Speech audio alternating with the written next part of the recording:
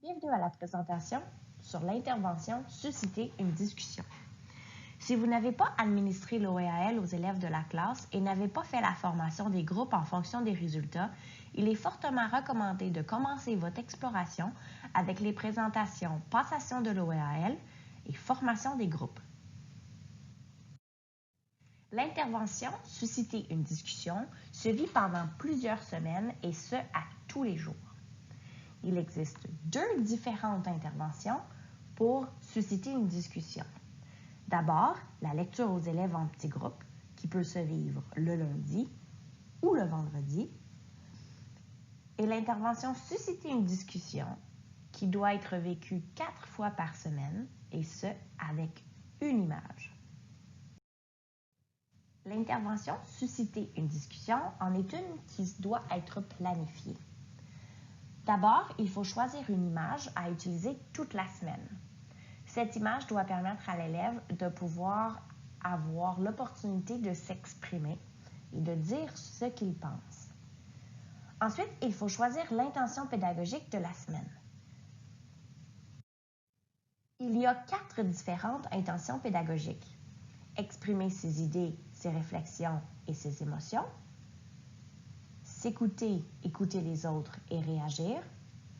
Mettre en doute, préciser et confronter. Et justifier. Plus l'enfant est faible par rapport au score de 0 à 15, plus l'élève doit avoir à travailler l'intention pédagogique 1 et 2. Vous verrez par la suite, lorsque les élèves seront prêts, ils pourront facilement ou ils pourront mieux répondre aux intentions pédagogiques 3 et 4 lorsqu'ils auront une certaine connaissance au niveau de la maîtrise langagière. Lorsque vous aurez choisi votre image et votre intention pédagogique, vous devez choisir 1 ou 2 propos incitatifs en lien avec l'intention pédagogique choisie et les utiliser tout au long de la semaine. Gardez en tête que l'enfant, lorsque vous posez la question, devrait avoir au moins 9 secondes pour pouvoir y répondre. Chaque fois que vous reformulez la question, le temps d'attente de 9 secondes doit recommencer. Alors, essayez de garder la même prononciation de la question tout au long de la semaine. Pour l'intention pédagogique, exprimer ses idées, ses réflexions et ses opinions, il existe différents niveaux pour les propos incitatifs. On passe de « dis-moi qu'est-ce que tu vois dans l'image »,« parle de l'image » à « parle de ce que tu penses »,« parle de ce qui pourrait arriver ». Alors, il y a différentes habiletés de la pensée qui doivent être travaillées en fonction de l'intention pédagogique qu'on choisit et du niveau des propos incitatifs. Dans le SharePoint de la communauté Communication orale à la petite enfance, vous pouvez retrouver une vidéo qui modélise l'intervention, susciter une discussion. L'intervention lecture aux élèves en petits groupes, aussi appelée la promenade d'images, se concentre principalement sur les prédictions en lien avec une lecture. Alors d'abord, il faut choisir un livre, préférablement de 8 à 10 pages, avec 1 à 2 phrases par page. Attention de ne pas choisir un livre à structure répétée, mais plutôt une histoire, une courte histoire.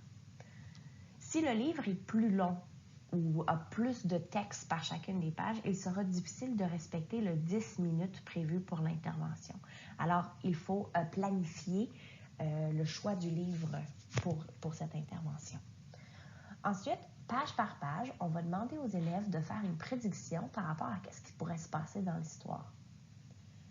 Par la suite, l'adulte va faire une lecture ininterrompue de l'histoire et l'enfant va réagir avec son pouce en fonction si la prédiction qu'il avait faite était vraie ou fausse. Ensuite, faire un retour et un rappel des idées. Et ça seulement si nous n'avons pas encore atteint le 10 minutes prévu pour l'intervention. Si après la lecture, on est très près du 10 minutes, on peut garder l'étape de retour et de rappel aux idées pour une prochaine lecture.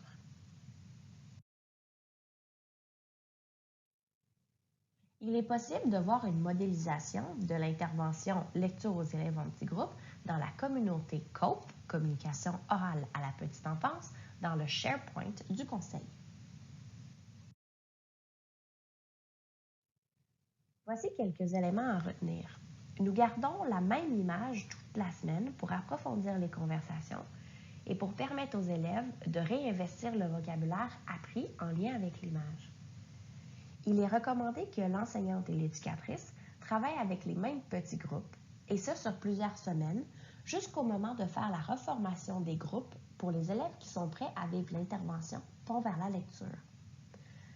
De plus, il est important de respecter le 9 secondes d'attente pour permettre à l'enfant de répondre.